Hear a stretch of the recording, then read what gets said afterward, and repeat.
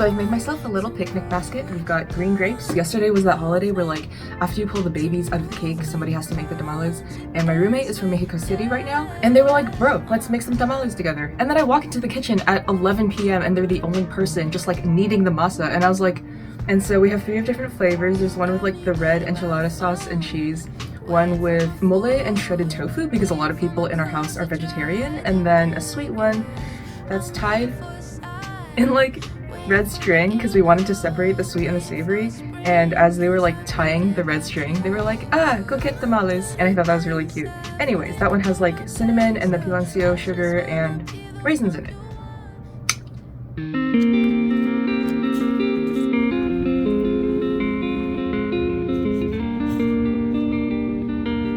Also, forgot to mention, but like while I was in the kitchen preparing all of that stuff, one of my housemates was like, hey Sen, are you going on a date? Because you're really dressed up right now.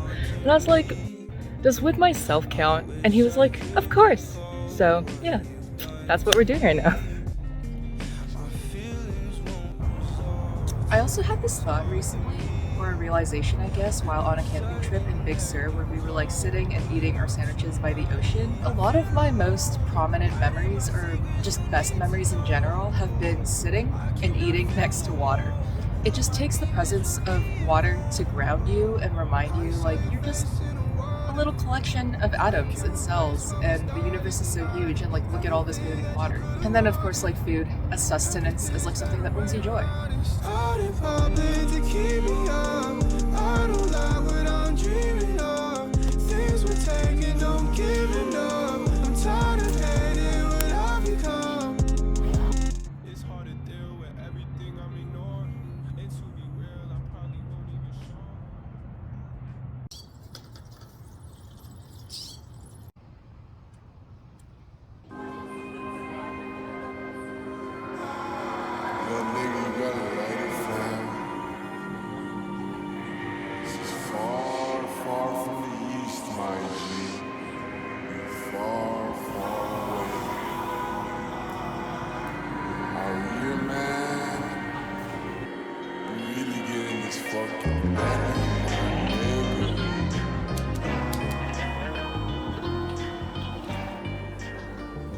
Guess who's back for an outfit change because this outfit is way too cold and the sun's gonna set soon. Okay, you know what? Honestly, I like that it matches. We'll take it. So I came up onto this rooftop hoping that we were gonna get a sunset view, and I don't think that's happening because it's cloudy as f right now, but I guess we could still have like a little chatty chat, you know, talk about love and life and romance and all that fun stuff. I've been thinking a lot about love. Surprise. One of the core things in mind is like what separates the line between platonic versus romantic versus sexual and like all of that. Because obviously the way in which we love our parents is not the same way that we love our friends or our siblings. What draws that boundary? Where does that line lie? I was talking to this friend recently about someone that I'd kissed, and I was still describing them as a friend. And the person I was on call with was like, hold up, like, that's not a friend anymore. You guys kissed.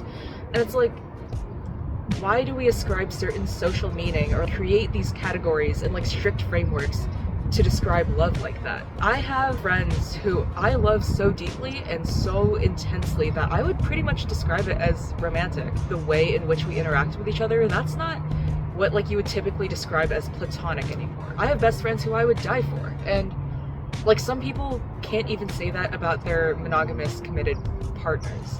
So it's like, how are we defining love? How are we describing it? I don't know if this is just a queer thing, but I feel like as like someone who is socialized as a girl to like follow the rules of being a girl, I've been told that I can only be friends with girls.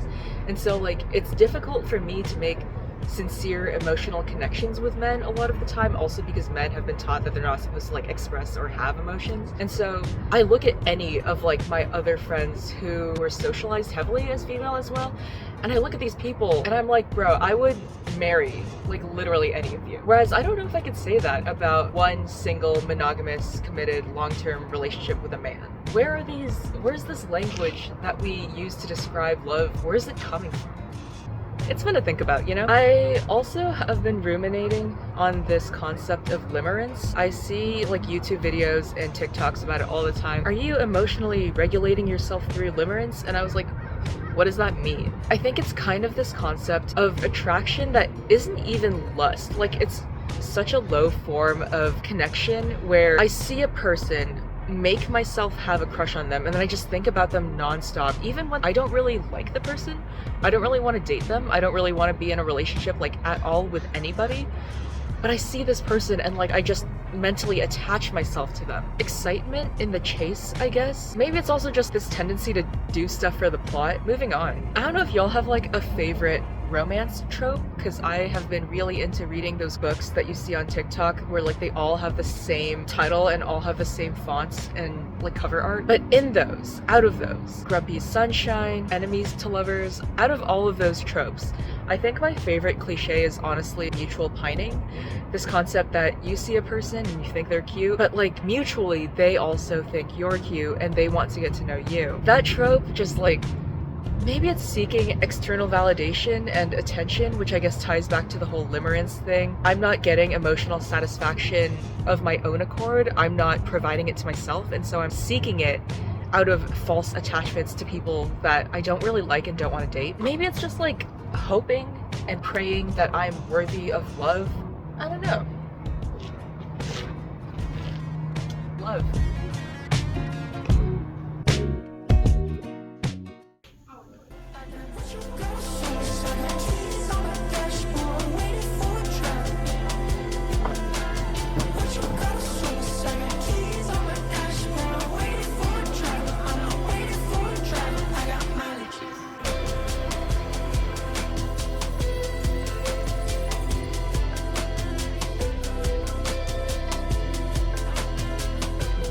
Good night.